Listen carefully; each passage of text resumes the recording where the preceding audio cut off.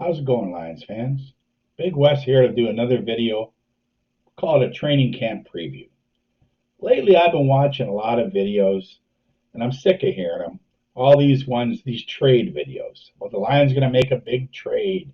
They're going to trade for Cooper Kupp. They're going to trade for Aaron Donald. They're going to trade for Chase Young. It's not going to fucking happen. It's a bunch of bullshit. People trying to get clicks online. I can't watch these things anymore. They're sickening. Then I hear about these big free agent signings. We already made our big free agent signings. If we make another free agent signing, it's just going to be a depth player. Like maybe there's an outside chance, maybe Teddy Bridgewater if he's cheap, but I doubt it. I think we're sticking with what we got. It's just not going to happen. I got better. We're not going to sign DeAndre Hopkins and waste $15 million on an old man who gets injured every year. It's not going to happen. Besides, he wouldn't fit our culture anyways. He doesn't even like to practice. So, anyways, it's not going to happen. I have a better chance of having a period than any of those things happening. I just want to get that off my chest first. Now we're going to go into a bit of a training camp preview. I want to mention 5 veteran players who I think could be on the bubble. First of all, Logan Stenberg. To me, he's as good as cut now. The guy's been here. This is his 4th season. He hasn't done shit. He can't get into the starting lineup. When he gets in as a backup when somebody's injured, he sucks out there. Basically, he's had maybe 1 or 2 good games since he's been on this team, and even those were questionable. Like, to me, he's as good as gone. Another one, Shane Zylstra. He's not bad, but he's really too small to be a tight end. He's like a tweener, wide receiver tight end, and he's just not good enough to make this team anymore. I know he had 3 touchdowns in 1 game and all that nonsense, but when people are injured, he'll be on the practice squad probably, but he's not making the team. Another guy who's a veteran who I think is in trouble is Anthony Pittman. Good special teams player, but he's never going to be a regular linebacker in the NFL. He's just not. He's not good enough. I think he's gone because we've got more linebacking depth now. Okay, then we got Benito Jones. Now that we picked up Covington and we drafted Broderick Martin, he's gone because we're keeping, for sure, we're going to keep the other guys we got ahead of him. I mean, we still got, I know, what's his name is moving over to 3-tech, Aleem McNeil, okay? And Isaiah Buggs, he's a nose tackle too, but he can play 3-tech too. But he'll probably start at nose. Broderick Martin will eventually take his job. And then Covington will fill in here and there. He'll be our backup guy. He's a veteran. He's got over 100 games in the NFL. He'll make the team. Then other guys that I think are in trouble, believe it or not, like there's a running back battle. I think we're only keeping 4 running backs, 5 tops, okay? But I'd probably 4. We all know who the 2 starters are. It's going to be Montgomery and the guy we drafted, Gibbs. But after that, it's a freaking battle. I mean, you got Craig Reynolds, I think, is the favorite right now. Jason Kabinda. Are we really keeping a fullback now that we have 3 good tight ends? I don't think so. So he's in trouble. I know the coaches love him. I'm not saying he's definitely getting cut, but he's on the bubble. He better not get hurt again or he's gone because he gets hurt every year. This Muhammad Ibrahim, he's enticing. I know he's a UDFA, but you know what? He was a great player in college when he was healthy. But that's the key, when he was healthy. Again, if he has a good training camp, shines in the preseason, he has a chance. And then you got Jamar Jefferson and Greg Bell, who I think are long shots at best. They're probably at best practice squad players.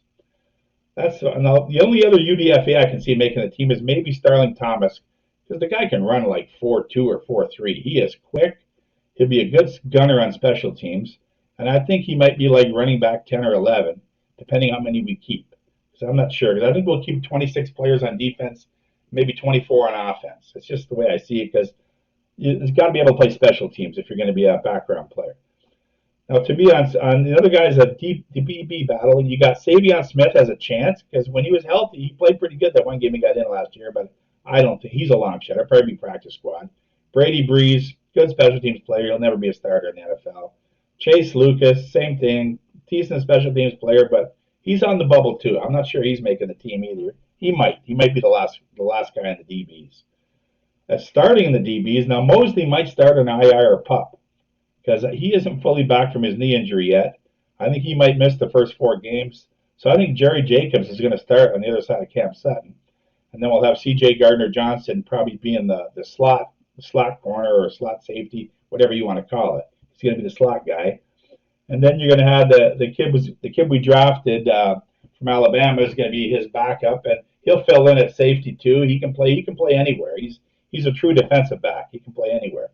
So I think the rest of the Will Harris will make the team as a backup. Melifon will make it as a backup safety. And then you got your two starters set at safety. It's going to be Tracy Walker for sure, and the kid with the 4 picks last year. I'm losing my mind here. Kirby Joseph. Okay, for sure he's going to start. So we're pretty set there. I think we're going to keep 10 or 11 DBs. Now, wide receiver, I think we're keeping 5 because JMO's suspended, so you don't have to. He'll be on the suspension list. So we'll keep 5 other guys. Amon-Ra St. Brown, Marvin Jones, Josh Reynolds, Khalif Raymond, and Antoine Green. We didn't draft the guy just to cut him, and he's got some promise. Now you're going to have 3 guys that are going to be fighting to stay on the practice squad. Tom Kennedy, Trinity Benson, and Maurice Alexander. Alexander has kick return ability. Trinity Benson, I don't know. I don't think he's going to make the team. Yeah, he just doesn't have it.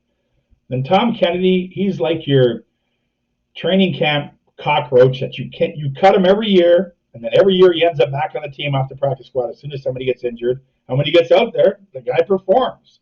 He actually makes a few catches, gets some first downs. You got to give the guy credit. He stuck around in the NFL for I don't know how many years now, 5-6 years, and he's not very good, but it's the effort. The coaches love him because of the effort, so he'll be a practice squad guy, I think.